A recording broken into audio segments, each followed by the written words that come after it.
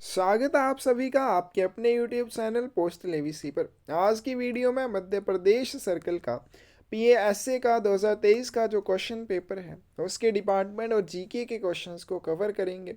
इसके मैथ और रीजनिंग वाले पोर्शन के लिए आपको डिस्क्रिप्शन में लिंक मिल जाएगा। साथ में अगर आप हमारे साथ क्लासेस में जुड़ना चाहते हैं या बुक्स परचेज करना चाहते हैं जिसमें जीडीएस टू एमटीएस बुक आपको मिल जाएगी, 2 सालों के क्वेश्चन पेपर्स के साथ मैथ सोल्यूशन भी साथ में रहेगा। 2023 के पीएसए क्वेश्चन पेपर्स की बुक आपको मिल जाएगी, इसमें भी मैथ सोल्यूशन आपको मिल जाएगा। पीएसए सिलेबस की बुक आपको मिल जाएगी, पोस्टमैन मेल गार्ड सिलेबस की बुक आपको मिल जाएगी। प्रैक्टिस करने के लिए 5,000 से ज़्यादा क्वेश्चंस वाली बुक आपको मिल जाएगी, जिसमें आपको एमसीक्यू फॉर्मेट में सारे क्वेश्चन मिल जाएंगे। सभी का सिलेबस इसमें कवर किया हुआ है। एमटीएस का भी है, पोस्टमैन मेल गार्ड का भी है और पीएसए का भी है। तो प्रैक्टिस करने के लिए बहुत ही अच्छी ये बुक है। और जितने भी क्वेश्चंस इस बुक में हैं, अगर आप सभी को अच्छे से करके जाते हैं, कोई क्वेश्चन आपको ऐसा देखने को नहीं मिलेगा जो इस बुक में से ना पूछा गया हो। तो क्लासेस में जुड़ना है या बुक परचेज करनी है, 8627096166 के ऊपर आप मैसेज कर सकते हैं। तो चलिए वीडियो शुरू करते हैं। फर्स्ट क्वेश्चन आज की वीडियो का, terms NSP1 and NSP2 are associated with which of the following. NSP1 और NSP2 शब्द किससे संबंधित हैं? करेक्ट आंसर क्या आ जाएगा आपके पास? ए, नेटवर्क कनेक्टिविटी से। NSP की फुल फॉर्म क्या होती है? Network service provider. तो ये किससे संबंधित है? नेटवर्क कनेक्टिविटी से संबंधित है। EMV chip is used in which of the item. EMV chip का उपयोग किस वस्तु में किया जाता है? करेक्ट आंसर आपके पास सी आ जाएगा, एटीएम कार्ड में इसका यूज़ किया जाता है। फुल फॉर्म की बात करें, Europay, Mastercard and Visa. Next question आपके पास, delivery postman management system DPMS is associated with which one of the following. Delivery postman management system DPMS निम्नलिखित में से किससे संबंधित है? करेक्ट आंसर आपके पास ये आ जाएगा, CSI, कोर सिस्टम इंटीग्रेटर से। आगे चलते हैं, word CVS is associated with which segment of IT modernization project. CVS शब्द IT आधुनिकीकरण परियोजना के किस खंड से जुड़ा हुआ है? करेक्ट आंसर आपके पास ये आ जाएगा, FSI, फाइनेंशियल सर्विसेज इंटीग्रेटर या फाइनेंशियल सिस्टम इंटीग्रेटर आप इसे कह सकते हैं। तो ये जो आपका FSI होता है किसके लिए सोल्यूशन इंप्लीमेंट करता है? Core banking and core solution. तो इसका क्या होता है? कोर बैंकिंग सोल्यूशन CBS की फुल फॉर्म हो जाएगी। तो फाइनेंशियल सिस्टम इंटीग्रेटर क्या करता है? Implementation of solutions for core banking and core insurance in all post office. तो ए ऑप्शन यहाँ पे करेक्ट हो जाएगी। Training of staff for new technology has planned under which segment of IT modernization project? IT आधुनिकीकरण परियोजना के किस खंड के तहत नई तकनीक के लिए कर्मचारियों के प्रशिक्षण की योजना बनाई गई है? करेक्ट आंसर क्या आ जाएगा? सी आ जाएगा, चेंज मैनेजमेंट। जो चेंज मैनेजमेंट है इसका क्या उद्देश्य था? Preparing the workforce for the complete change in DOP after implementation of IT project.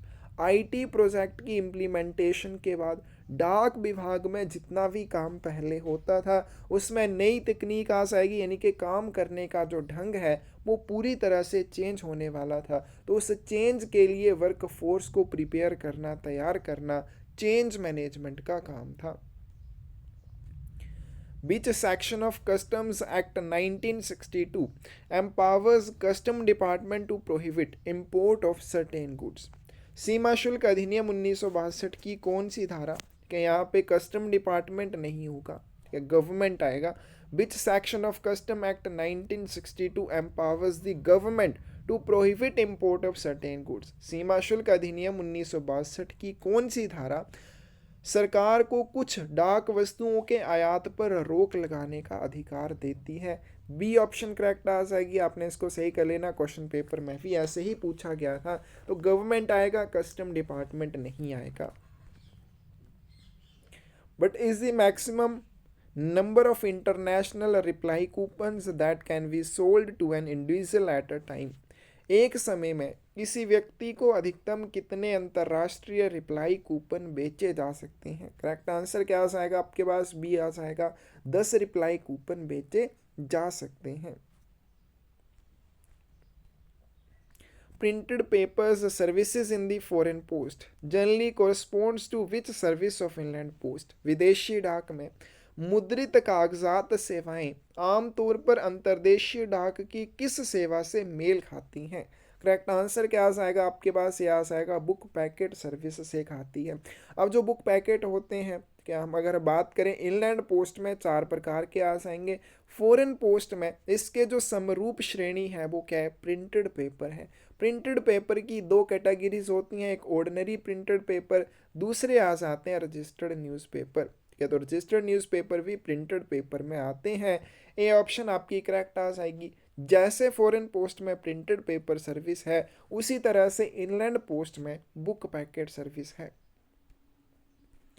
The use of inland letter cards for addressing communication to foreign countries is permissible to which group of countries? विदेशों में संचार को संबोधित करने के लिए अंतर्देशीय पत्र कार्ड का उपयोग देशों के किस समूह के लिए स्वीकार्य है? करेक्ट आंसर क्या आ जाएगा आपके पास? ए आ जाएगा, भूटान, बांग्लादेश एंड नेपाल। तो इनलैंड लेटर कार्ड जो है इसका आप उपयोग नहीं कर सकते फॉरेन कंट्रीज़ में अपना कम्युनिकेशन या संचार भेजने के लिए, सिवाय इन 3 देशों के। यानी कि अगर आप फॉरेन कंट्री के लिए इनलैंड लेटर कार्ड के माध्यम से अपना कम्युनिकेशन भेजना चाहते हैं, भूटान, बांग्लादेश और नेपाल के लिए भेज सकते हैं। इसके अलावा किसी और देश के लिए आप नहीं भेज सकते। अगर आप पोस्ट करते हैं इनलैंड लेटर कार्ड को फॉरेन कंट्री में अपना कम्युनिकेशन भेजने के लिए, उसको इनसफिशेंटली पेड लेटर माना जाएगा, आधे अधूरे भुगतान वाला पत्र माना जाएगा। ए ऑप्शन करेक्ट आ जाएगी। Custom declaration forms are used in which of the following activity? Custom घोषणा प्रपत्र का उपयोग निम्नलिखित में से किस गतिविधि में किया जाता है? डी ऑप्शन करेक्ट आ जाएगी, इंटरनेशनल आर्टिकल बुकिंग में किया जाता है। ग्रीन कस्टम लेवल होता है C1, detailed declaration form C2 CP3 होता है। डी ऑप्शन करेक्ट आ जाएगी। An aerogram should not weigh more than how many grams? एक एरोग्राम का वजन कितने ग्राम से अधिक नहीं होना चाहिए? करेक्ट आंसर आपके पास क्या आ जाएगा? ए आ जाएगा, 3 ग्राम से ज़्यादा नहीं होना चाहिए। इसकी डायमेंशंस बहुत बार पूछी जाती हैं, डायमेंशंस को अच्छे से कर लेना। Examination and assessment of custom duty on inward foreign articles is performed in which office? आवक विदेशी डाक वस्तुओं पर सीमा शुल्क का परीक्षण और मूल्यांकन किस कार्यालय में किया जाता है? करेक्ट आंसर क्या आ जाएगा आपके पास? बी आ जाएगा, फॉरेन पोस्ट ऑफिस या सब फॉरेन पोस्ट ऑफिस में किया जाता है। बी ऑप्शन करेक्ट आ जाएगी। For the purpose of fixing surcharges and combined charges on international articles countries are divided into how many groups? अंतर्राष्ट्रीय डाक वस्तुओं पर अधिभार और संयुक्त शुल्क तय करने के उद्देश्य से देशों को कितने समूहों में विभाजित किया गया है? करेक्ट आंसर क्या आ जाएगा? बी आ जाएगा, 5 समूहों में विभाजित किया गया है। जो कंट्रीज है उनको 4 जोन और 5 ग्रुप्स में डिवाइड किया है। इंपॉर्टेंट है, तो ये ध्यान रखना।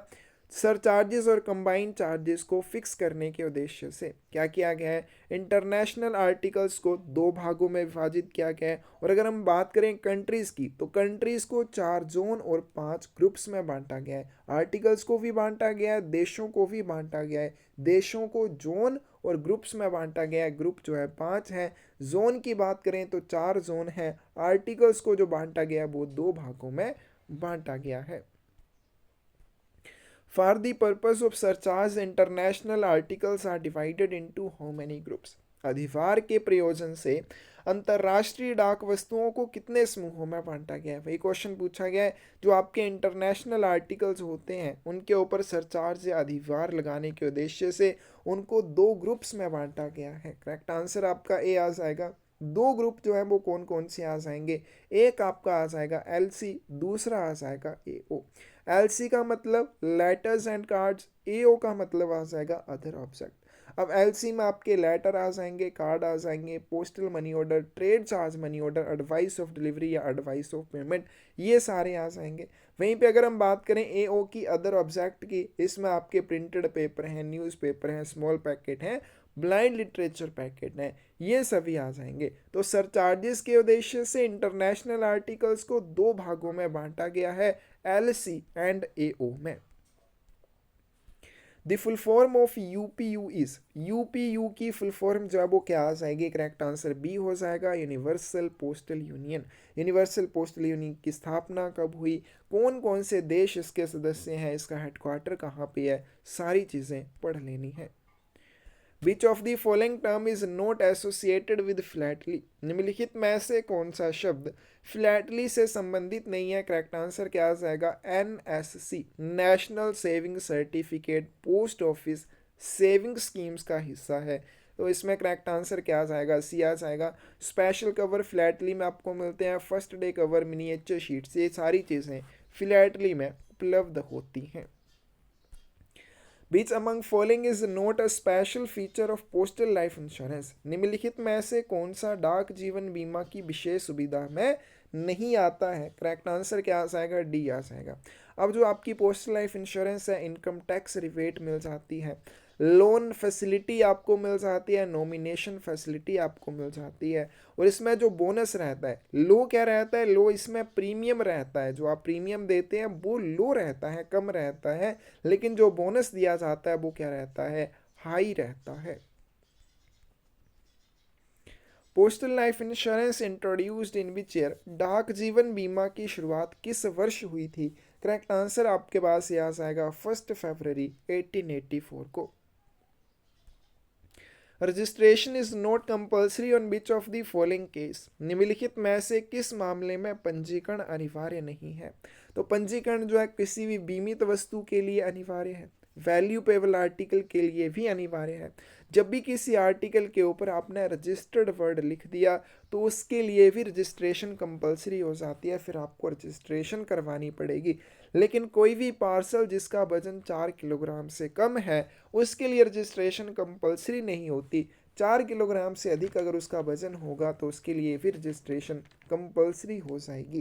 करेक्ट आंसर आपके पास डी हो जाएगा। कोई भी पार्सल जिसका वजन 4 किलोग्राम से कम होगा उसके लिए रजिस्ट्रेशन कंपलसरी नहीं है।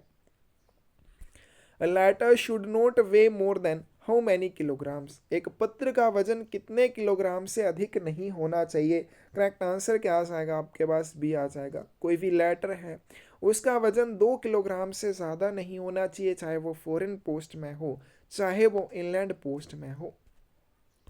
Following two statements we read carefully and choose the correct option given below, निम्नलिखित दो कथनों को ध्यानपूर्वक पढ़ें और नीचे दिए गए विकल्प का सही विकल्प का चयन करें। Post box facilities available in all post offices, डाकघर में जो पोस्ट बॉक्स फैसिलिटी होती है सभी डाकघरों में उपलब्ध होती है। क्या ये करेक्ट है? इनकरेक्ट है। पोस्ट बॉक्स फैसिलिटी कुछ एक डाकघरों में उपलब्ध होती है जैसा कि इसके संबंध में हेड ऑफ सर्कल के द्वारा निर्धारित किया जाता है, यानी कि कौन कौन से डाकघरों में पोस्ट बॉक्स फैसिलिटी उपलब्ध होगी इस चीज़ के बारे में हेड ऑफ सर्कल यानी कि चीफ पोस्ट मास्टर जनरल निर्धारित करता है। Post box facilities available free of cost, ये भी क्या हो जाएगा? गलत हो जाएगा। पोस्ट बॉक्स अगर कोई व्यक्ति किराए पर लेना चाहता है तो उसको एडवांस में रेंट देना पड़ता है, फ्री ऑफ कॉस्ट ये नहीं है। तो दोनों ही स्टेटमेंट्स क्या हो जाएंगी आपके पास? गलत हो जाएंगी। बी ऑप्शन यहाँ पे करेक्ट हो जाएगी। Generally stamps should be affixed at which place of address side of an envelope, सामान्यतः लिफाफे के पते वाली साइड के किस भाग पर टिकटें लगाई जानी चाहिए? अब मान लीजिए आपके पास एक एनवल्प है, इस एनवल्प के ऊपर अगर आपने डाक टिकट लगानी है तो कहाँ पे लगानी है? इस वाले कोने में लगानी है। कौन सा ये कोना हो जाएगा? राइट हैंड टॉप कॉर्नर हो जाएगा। कौन सी ऑप्शन करेक्ट होगी आपके पास? बी ऑप्शन करेक्ट होगी। आगे चलते हैं। Post offices are divided into how many classes, डाकघरों को कितने वर्गों में बांटा गया है? बी ऑप्शन करेक्ट आ जाएगी। 3 वर्गों में बांटा गया है और ये 3 वर्ग जो हैं वो कौन कौन से आ जाएंगे? सबसे पहले हेड ऑफिस आ जाएगा, फिर आपके पास सब ऑफिस आ जाएगा और फिर आपके पास आ जाएगा ब्रांच ऑफिस। सबसे उच्च श्रेणी का जो डाकघर होता है उसे हेड ऑफिस कहा जाता है, उससे निम्न श्रेणी का सब ऑफिस, और सबसे निम्न श्रेणी का जो डाकघर होता है उसको ब्रांच ऑफिस कहा जाता है। Any person wishing to use a franking machine shall apply to which of the following authority? कोई भी व्यक्ति जो फ्रैंकिंग मशीन का उपयोग करना चाहता है उसे किस प्राधिकारी को आवेदन करना होगा? 24 की करेक्ट ऑप्शन आपके पास क्या आ जाएगी? सी आ जाएगी। पोस्टल फ्रैंकिंग मशीन का उपयोग करने के लिए जो आवेदन किया जाएगा हेड ऑफ पोस्टल डिवीजन को किया जाएगा, डाक मंडल प्रमुख को किया जाएगा। The headquarters of Gujarat Postal Circle is located in which of the following city?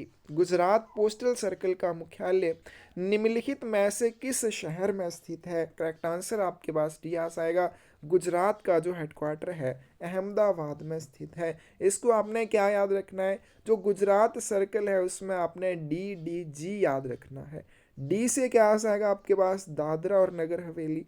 D से आपके पास दमन एंड दीव आ जाएगा और साथ में क्या आ जाएगा? गुजरात। यानी कि गुजरात पोस्टल सर्कल में आपका दादरा और नगर हवेली, दमन और दीव और स्वयं गुजरात आ जाएगा। ये सभी गुजरात सर्कल के अंडर आएंगे और इन सभी का जो हेडक्वार्टर रहेगा वो कौन सा रहेगा? इन सभी का जो मुख्यालय रहेगा वो रहेगा अहमदाबाद।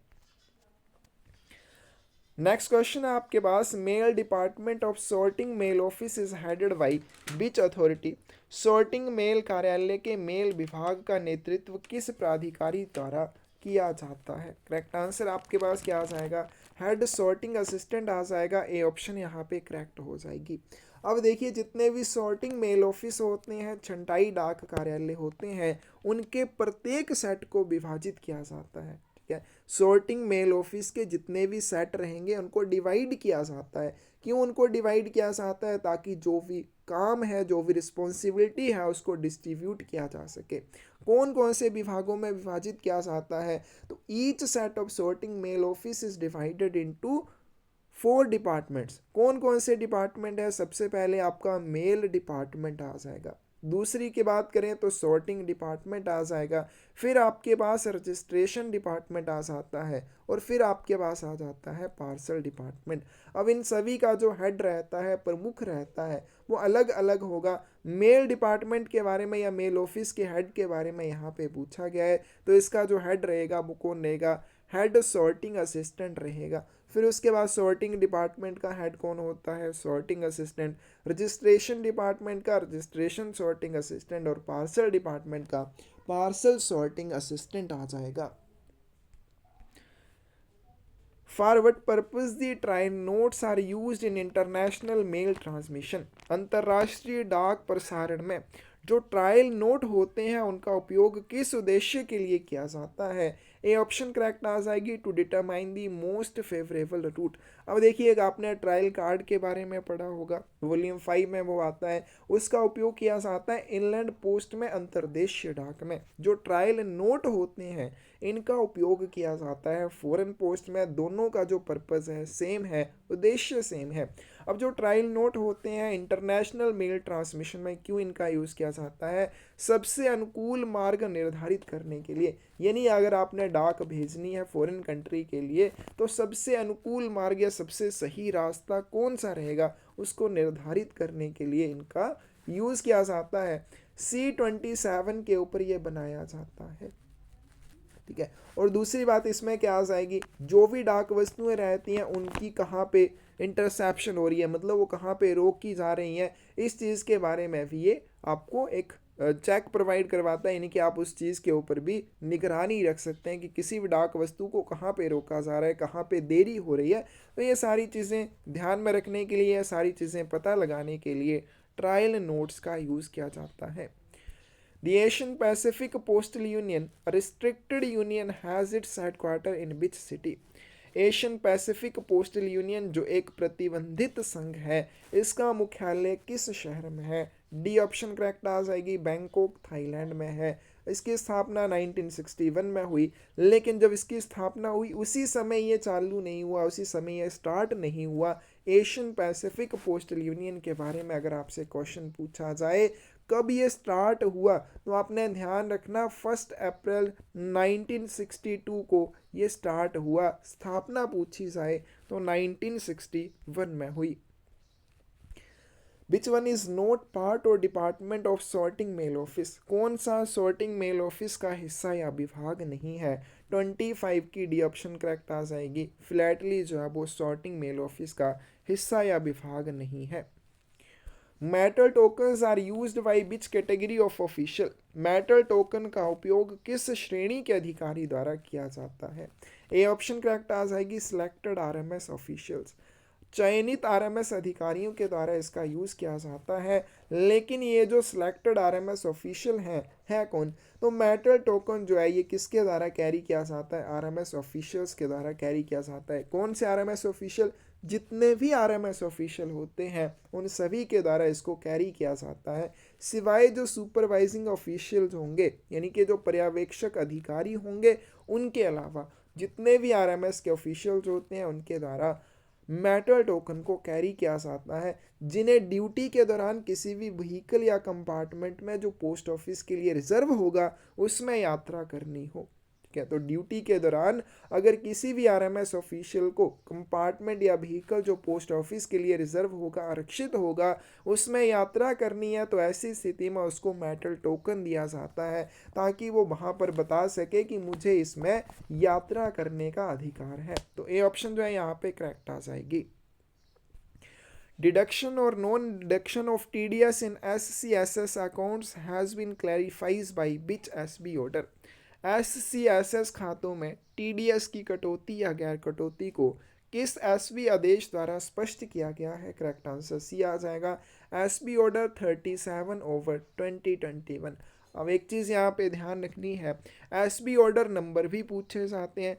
हालांकि जो आपका सिलेबस है उसके अकॉर्डिंग क्या है कि जो प्रीवियस ईयर यानी कि जो पिछले साल के एसबी ऑर्डर होंगे वो आपसे पूछे जाएंगे, लेकिन ऐसा होता नहीं है। 2023 का क्वेश्चन पेपर है, एसबी ऑर्डर 2021 का पूछा गया है, यानी कि जो इम्पोर्टेंट एसबी ऑर्डर है वो सभी आपको करने हैं। PM Cares for Children Scheme 2021 was introduced by which SB order? PM Care for Children Scheme 2021 किस SB आदेश के तहत शुरू की गई थी? 32 की बी ऑप्शन करेक्ट आ जाएगी, SB order 33/2021। The movement of SO slip is from? SO slip जो है कहाँ से कहाँ भेजी जाती है? तो यहाँ पे ब्रांच ऑफिस की बार बार एग्जांपल लेते हैं क्योंकि आपको कंपैरिजन करके चीज़ों को याद रखना हो तो ज़्यादा आसानी से चीज़ें याद रहती हैं। जैसे हम बात करें ब्रांच ऑफिस की, तो ब्रांच ऑफिस में आप काम करते हैं, आपको पता होता है क्या होता है। जब भी आप ब्रांच ऑफिस के अकाउंट ऑफिस को भेजेंगे आप क्या भेजेंगे? डेली अकाउंट भेजेंगे। जब भी अकाउंट ऑफिस ब्रांच ऑफिस को भेजेगा वो क्या भेजेगा? बीओ स्लिप भेजेगा। उसी तरह से जब सब ऑफिस अपने हेड ऑफिस को भेजता है तो वो क्या भेजता है? डेली अकाउंट भेजता है। जब हेड ऑफिस सब ऑफिस को भेजेगा तो क्या भेजेगा? एसओ स्लिप भेजेगा। यानी कि इसका करेक्ट आंसर आपके पास क्या आ जाएगा? ए आ जाएगा। एसओ स्लिप जो होती है हेड पोस्ट ऑफिस से सब पोस्ट ऑफिस को भेजी जाती है। But is the maximum limit for loose cash remittance between account office and its subordinate offices through departmental employee? विभागीय कर्मचारी के माध्यम से लेखा कार्यालय और उसके अधीनस्थ कार्यालयों के बीच खुली नकदी प्रेषण की अधिकतम सीमा क्या है? 34 की ए ऑप्शन करेक्ट आ जाएगी। 5 लाख रुपए भेज सकते हैं। जो भी कैश लिमिट्स हैं, अगर आप आर्मी एस्कॉर्ट में कर रहे हैं या फिर वहाँ पे डिपार्टमेंटल एमएमएस है, एमटीएस है और साथ में ड्राइवर है, कैश बैग के अंदर वो कैश भेज रहे हैं तो कितना भेजा जा सकता है? या फिर उसके बाद ग्रामीण डाक सेवक है एक तो कितना भेजा जाएगा? 2 ग्रामीण डाक सेवक हैं तो कितना भेजा जाएगा? रोड ट्रांसपोर्ट के माध्यम से कितना कैश भेजा जा सकता है? सारी चीज़ें सारे आपको लिमिट्स याद करनी है। Which one of the following is not part, branch or department of a head post office? निम्नलिखित में से कौन सा प्रधान डाकघर का भाग, शाखा या विभाग नहीं है? 35 की डी ऑप्शन करेक्ट आ जाएगी, लोन ब्रांच नहीं है। How many types of insurance schemes are offered under rural postal life insurance, ग्रामीण डाक जीवन बीमा के तहत कितनी प्रकार की बीमा योजनाएं पेश की जाती हैं? 36 की ए ऑप्शन करेक्ट आ जाएगी। 6 प्रकार की जाती हैं। आगे चलते हैं। फ्लैटलिक deposit account can be open with a minimum deposit of how much amount, फ्लैटलिक जमा खाता कितने रुपए की न्यूनतम राशि के साथ खोला जा सकता है? 37 की डी ऑप्शन करेक्ट आ जाएगी। 200 रुपीज़ के साथ खोला जा सकता है। In which year rural postal life insurance RPLI was introduced, ग्रामीण डाक जीवन बीमा आरपीएलआई किस वर्ष शुरू की गई थी? 38 की डी ऑप्शन आपके पास करेक्ट आ जाएगी। फुल डेट आपको याद रखनी है, 24 मार्च 1995 को इसकी शुरुआत हुई थी। Deendayal Sparsh Yojana is related to which segment or activity of India Post, Deendayal Sparsh Yojana भारतीय डाक के किस खंड या गतिविधि से संबंधित है? करेक्ट आंसर आपके पास क्या आ जाएगा? स्टैंप से संबंधित है। तो स्पर्श योजना जो है एक स्कॉलरशिप स्कीम है। स्पर्श की फुल फॉर्म होती है scholarship for promotion of aptitude and research in stamps as a hobby. तो ये क्या है? एक स्कॉलरशिप स्कीम है जिसमें 6,000 रुपये प्रति वर्ष के हिसाब से स्कॉलरशिप दी जाती है। 6ठी से 9वीं तक के बच्चों को दी जाती है। और स्कॉलरशिप देने का जो ऑब्जेक्टिव है या उद्देश्य है वो क्या है? Promote philately among children. तो जो बच्चे हैं उनमें फिलैटली को प्रमोट करना। But is the maximum insurance cover under प्रधानमंत्री सुरक्षा बीमा योजना, प्रधानमंत्री सुरक्षा बीमा योजना के तहत अधिकतम बीमा कवर कितना है? करेक्ट आंसर क्या आ जाएगा आपके पास? डी आ जाएगा। 2 लाख रुपए है। और इसमें जो इंश्योरेंस कवर दिया जाता है वो केवल एक्सीडेंटल दिया जाता है। इनके एक्सीडेंट की वजह से डेथ, डिसेबिलिटी या इंजरी होने पर इसका आपको फ़ायदा मिलेगा। तो इसमें जो इंश्योरेंस कवर रहता है वो 1 साल के लिए रहता है। 1 जून से 31 मई तक रहता है। 18 से 70 वर्ष के बीच में आप इसको ले सकते हैं। प्रीमियम की बात करें 20 रुपये पर ईयर के हिसाब से लिया जाता है। In which year India Post payments bank was formally launched by prime minister of India, Bharat के प्रधानमंत्री द्वारा इंडिया पोस्ट पेमेंट बैंक को औपचारिक रूप से किस वर्ष लॉन्च किया गया था? करेक्ट आंसर आपके पास ये आ जाएगा 2018 में। फुल डेट की बात करें 1 सितंबर 2018 में इसको प्रधानमंत्री के द्वारा लॉन्च किया गया था। तो यहाँ पे ए ऑप्शन करेक्ट आ जाएगी। एनुअल इंटरेस्ट, तो यहाँ पे इंटरेस्ट वाला क्वेश्चन पूछा गया है। तो मैं हर वीडियो में बोलता हूँ इंटरेस्ट रेट, फिर उसके बाद पोस्टल लाइफ इंश्योरेंस या आरपीएलआई के ऊपर जो बोनस दिया जाता है वो आपको याद कर लेना है। In which year department of post has started Jan Suraksha schemes in all CVS post offices, डाक विभाग ने किस वर्ष सभी सीवीएस डाकघरों में जन सुरक्षा योजनाएं शुरू की थी? 3 जन सुरक्षा योजनाएं हैं। एक प्रधानमंत्री जीवन ज्योति बीमा योजना, दूसरी की बात करें प्रधानमंत्री सुरक्षा बीमा योजना, तीसरी की बात करें अटल पेंशन योजना। तो इनकी जो शुरुआत है वो कब हुई थी? 9 मई 2015 को हुई थी। डी ऑप्शन करेक्ट आ जाएगी। Warehousing service is one of the feature of which services offered by India post, warehousing service जो है इंडिया पोस्ट द्वारा प्रदान की जाने वाली किन सेवाओं की एक विशेषता है? करेक्ट आंसर आपके पास क्या आ जाएगा? सी आ जाएगा। लॉजिस्टिक पोस्ट में आपको वेयरहाउसिंग सर्विस मिल जाती है।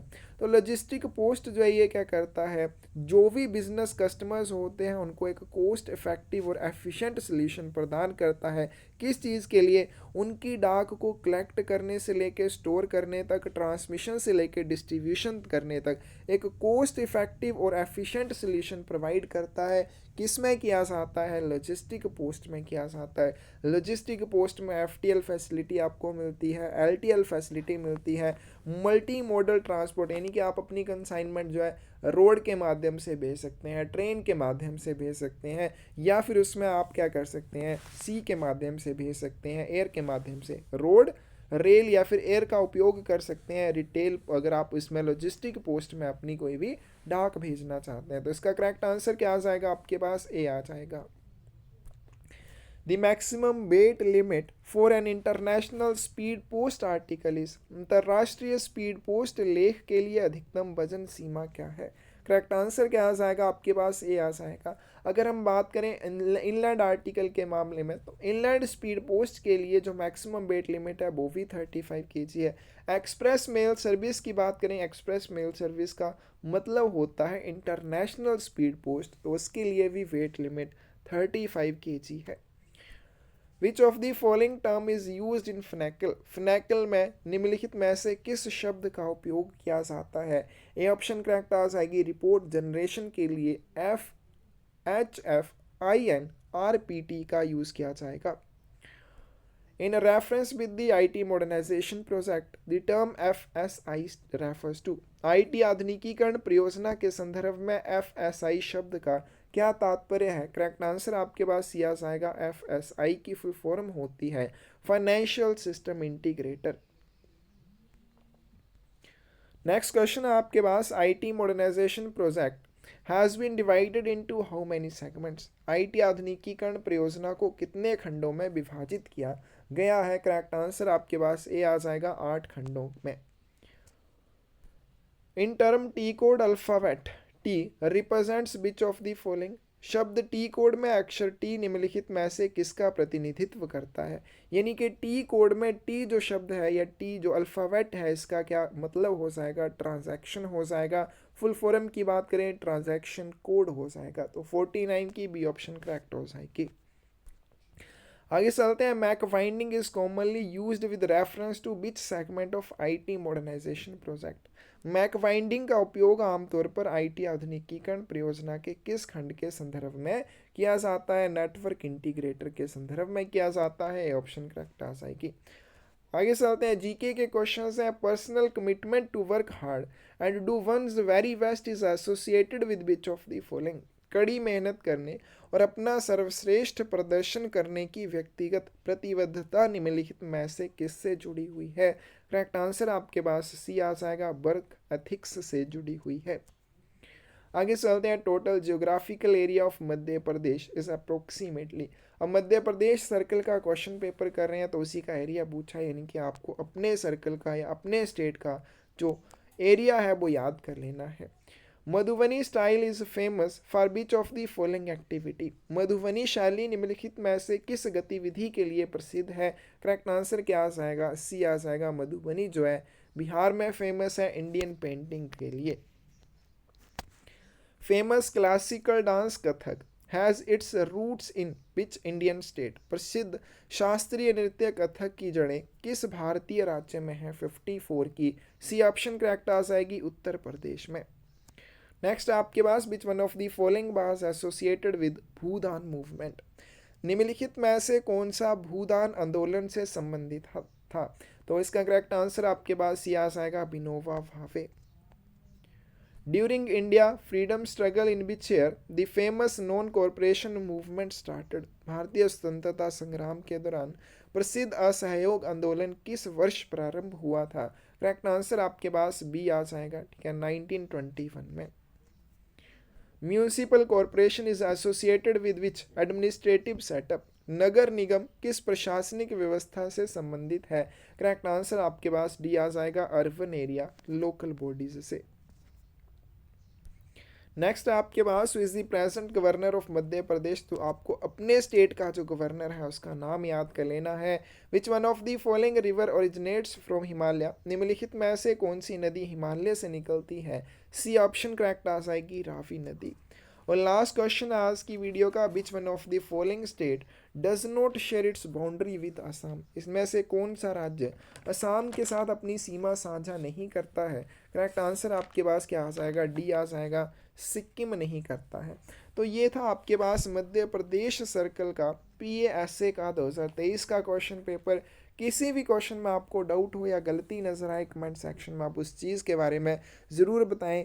क्लासेस में आप जुड़ना चाहते हैं या बुक्स परचेज करना चाहते हैं, ये क्वेश्चन पेपर्स जो करवाए जा रहे हैं इनकी PDF या आप कह सकते हैं इनकी बुक भी आपको मिल जाएगी, जिसमें आपका रीजनिंग वाला पोर्शन भी रहेगा, मैथ वाला पोर्शन भी रहेगा, मैथ सोल्यूशन भी साथ में रहेंगे, रीजनिंग के लिए आपको वीडियोस भी मिल जाएंगी। तो आप हमें मैसेज कर सकते हैं या क्लासेस में जुड़ना चाहते हैं तब भी आप हमें 8627096166 के ऊपर मैसेज कर सकते हैं। धन्यवाद।